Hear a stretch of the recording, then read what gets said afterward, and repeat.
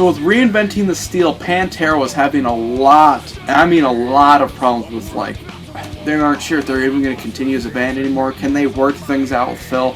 And they were able to finally get Phil to get off the needle and want to do Pantera. And they blasted out one final album, and almost felt like they knew that tensions were getting so bad that they had to put out one final statement, and they made it a hell of a final statement. It's definitely more upbeat and more kind of uplifting, like Cowboys from Hell and some of the earlier stuff, compared to the fucking dark heaviness of Great Southern Trendkill. Reinventing the Steel came out in the year 2000. This is when the bands that influenced were really starting to spawn out as well. When they left this final statement, this final mark, they would leave metal with a huge mark on it, whether you think it's a bad mark or a good mark, forever. The artwork is fucking stupid though, I gotta admit. Is that like some naked guy in flames? So the album starts with a fucking awesome song that kind of gives me Primal Concrete Sledge vibes, where it's just kind of a double bass groove throughout the entire song. And I absolutely love all the riffs, and I absolutely adore the lyric, "It's like religion without a Bible."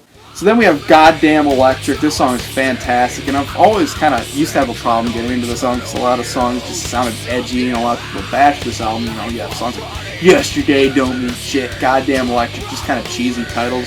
But I'm starting to really love this shit, especially the earlier parts of this album, the stuff that I used to not like before. The riffs in the song are fantastic, and the chorus is catchy as fuck. Yesterday Don't Mean Shit is one of my absolute favorite songs in the album. The riffs on it are absolutely catchy and electric, like stuff from like Cowboys from Hell.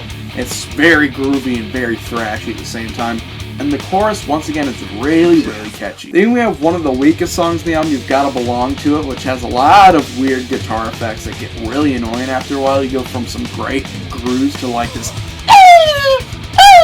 type of weird-ass high-pitched notes that just completely sound out of place. Then we have one of the absolute best songs in the album, the hit song Revolution Is My Name. I absolutely love the way it starts with Phil's vocals. After, of course, the horrible intro, it finally goes into like a great groove. And Revolution Is My Name is a song that tries to kind of attach itself to their fan base and kind of the metal audience of how we're, you know, the outsiders and stuff like that. We need to fight for what we believe in and what we like, and that's kind of the whole tone of the metal scene coming back in the 2000s, is that people were fighting for the music that they like as opposed to the scenes that were going on.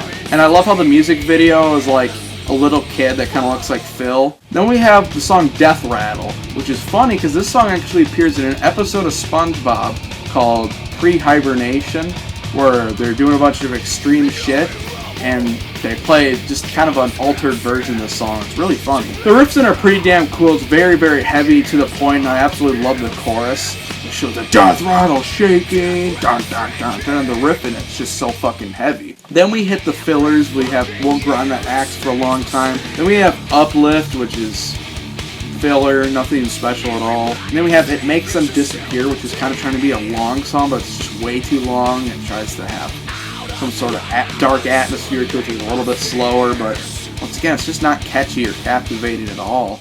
But then we have the final song, the fantastic closer of their entire career, and it makes me think, like, did they end their career thinking that this could be their last album and purposely did it this way? Because I'll Cast a Shadow is about specifically Pantera leaving their mark on metal and the bands that they influenced after. And the riffs in the song are absolutely fucking badass. And I absolutely love Vinny's drumming throughout the entire song. And Phil's screams are really great, but what really shines in the song, it's not the verse, it's not the intro, it's the chorus where they have the really kick-ass intro riff, but you have Phil screaming, "When I die, I'll cast a shadow."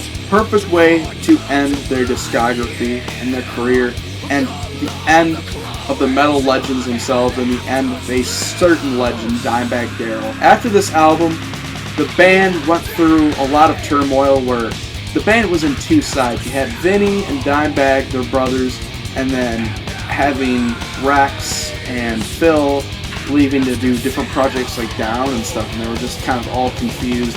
And I believe that was that point that Dimebag and Vinny said, "Fuck this," because they're kind of talking shit about us, and it seems like they don't want to do Pantera because we keep trying to call them saying, hey, let's do Pantera, and we keep putting out more solo stuff. So they went and formed Damageplan, which is a really, really, really shitty modern metal band. And then a former veteran, Nathan Gale, went on stage while they were playing during one, I believe the first song, and shot Dimebag in the back of the head on stage. At that point, he was shooting other people, like other parts of the band, other parts of the crew and stuff like that, and I believe he killed a couple other people.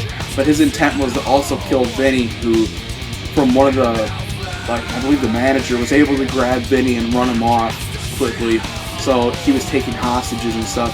And a police officer came in and shot and killed Nathan Gale. And to this day, the officer who did that still fears the incident. I believe has post-traumatic stress disorder from it. A very, very, very dark, horrible event. And I get where a lot of people make fun of Pantera, but I just think that the Pantera jokes, like 3 more bullets would fix Pantera, or that even some people say that Dime deserved to die. It's just fucked up, especially the way he died. He died playing and doing what he loved, and the fans witnessed him get fucking killed. And I personally believe that Pantera will never reunite. Rex and Phil and a lot of the fans want them to reunite with, like, Zakk Wylde on guitar, but I just think it would be kind of an abomination. It's kind of like current Kiss, how they're rolling, and AC/DC with Axl Rose and Guns N' Roses. It just feels wrong, especially with someone such a big death like that. I know it would feel like a tribute to him, but I would just feel wrong, especially with Zack's horrible guitar playing. He could never do justice to Dime stuff, and I believe Vinny never wants it to happen. And you know what? I'm okay with there never being a Pantera reunion, because they left on just such a high note. I think you should just, let it be. Pantera is done. It's over, and they left a huge mark on music. So I'm going to give Reinventing the Steel a 7.5 out of 10.